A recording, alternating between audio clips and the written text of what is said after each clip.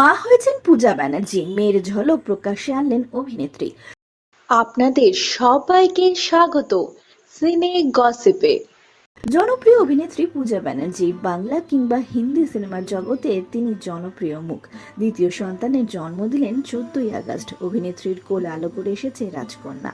অভিনেত্রী পূজা ব্যানার্জি আর কুনাল ভার্মার ছিল আগেই একটি পুত্র সন্তান। কৃষি বিয়ের পর এবার তাদের কোলে এসেছে তাদের মেয়ে। দেখিয়েছেন একটি ভিডিওর মারফত তার প্রেগনেন্সি থেকে সদ্যজাতর কোলে আসার সেই যাত্রা।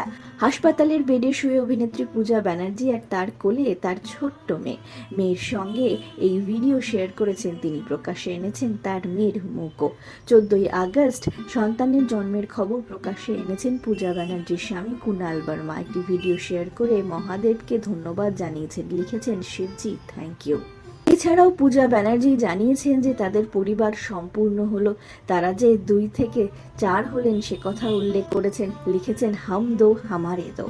মেয়ের মুখ প্রকাশে আনলেও নিজের মেয়ের নাম কি রেখেছে তা এখনো জানাননি কুনাল কিংবা পূজা ব্যানার্জি। বর্তমানে সদ্যজাতকে নিয়ে হাসপাতালেই রয়েছেন অভিনেত্রী পূজা। মেয়ে আর মা যে দুজনেই সুস্থ রয়েছেন। খুব শীঘ্রই বাড়িতে ফিরবেন পূজা এবং তার সদ্যজাত।